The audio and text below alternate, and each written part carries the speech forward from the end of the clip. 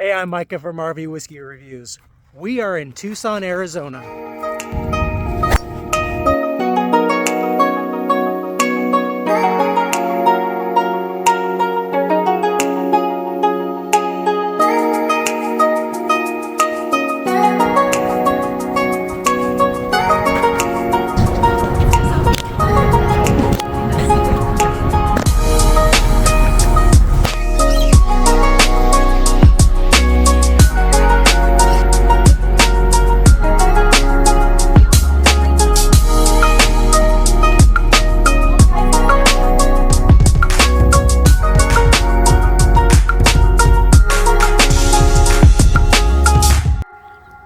In August of 2023, we sold everything and we moved into our RV to travel around the country full time. We started a diners, drive-ins, and dives type YouTube channel visiting whiskey distilleries around the country. And this week, we visited Whiskey Del Bac in Tucson, Arizona.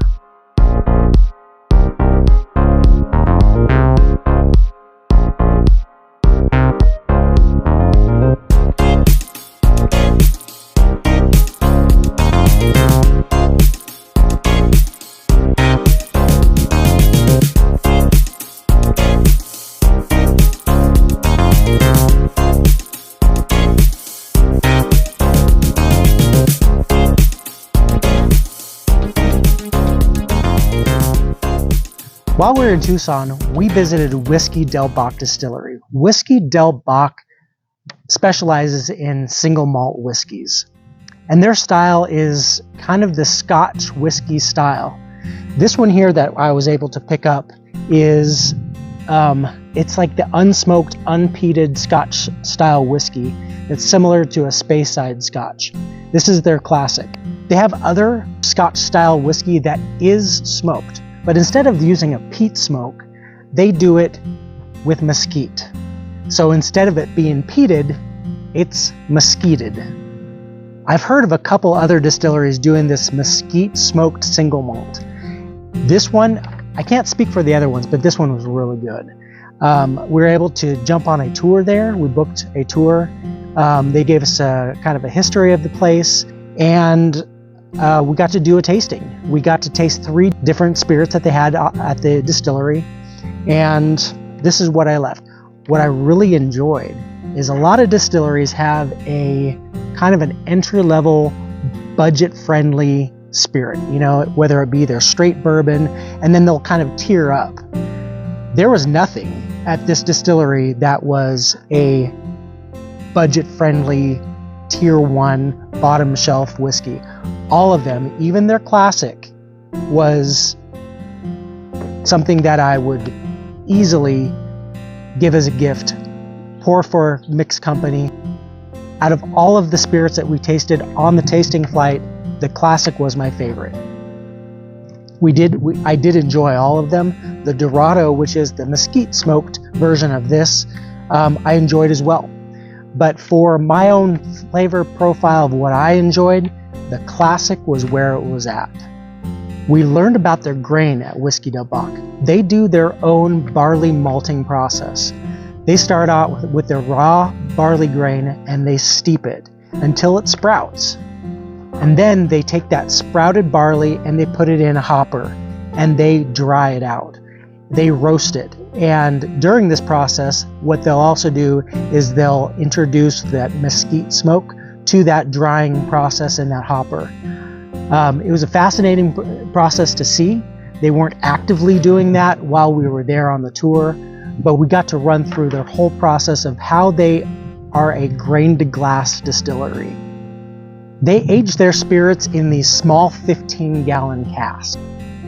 So they are able to finish their whole aging process in these 15-gallon casks in about 12 to 15 months, which is quick, but I tell you what, that's plenty of time on the barrel. So I want to pour a little bit of this today and do a little review on it. I do remember really enjoying it at the distillery. Now this bottle They do sell the smaller bottles. This is a 375 milliliter bottle. This is essentially a half bottle. I bought this for what I think I remember about $40. Their bigger bottles are $60. And I bought the smaller bottle just for space. As we're traveling and doing these whiskey reviews around the country, I'm picking up a lot of bottles. And it's not that I didn't like this in any way. I just picked it up because it is smaller and it's a little space saving, in the RV. So I want to get into the nose on this. Okay. So the nose is incredibly sweet. And right off the bat, that's what you get. It's not subtle at all. It is just this pop of fruit.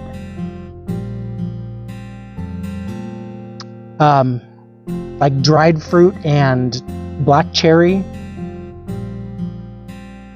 The barley's definitely there, but you do get that kind of dried fruit gummy snack sort of nose on this, and it's not subtle by any means. You know what you don't get on this nose is alcohol. So it's very inviting. Let's see if that sweetness really carries forward.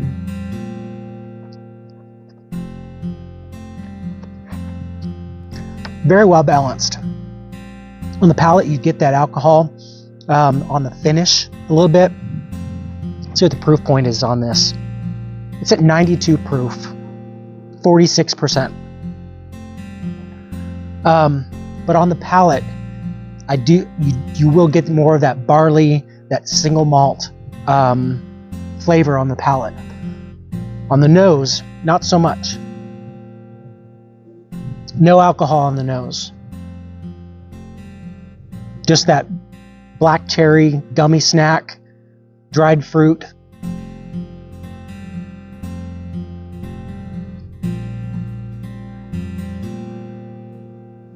But on the palate, you definitely are getting some of that barley. Now, this isn't a whiskey that I'd imagine mixing with Coke. This definitely is a whiskey that I would sip neat, that I would sip on ice or maybe some water or something like that. I can't imagine mixing it with Coke. If you have mixed whiskey or this classic with anything, I'd love to know. Let me know in the comments. Shoot me a message. I'd love to know if you have enjoyed this in a cocktail or any other mixed drink. So as you know, we're traveling the country in our RV, and we are on the road visiting distilleries. From here, we are in South Arizona right now. From here, we're going through New Mexico, which I'm super excited about. There's a distillery there we're going to visit, and then on to the Texas distilleries. So make sure that you subscribe to our channel. Do that right now if you haven't already. Like our channel, and then we're on Facebook. We're on the platform X, and we're trying to grow. So make sure that you're liking us and following us on Facebook, subscribing on YouTube, and following along the journey, because we have very exciting things ahead of us. If you are in the Tucson area and want to visit Whiskey Del Bac, they have tours that you can book. They also have a club. And if I lived in Tucson, I would absolutely be a part of this club.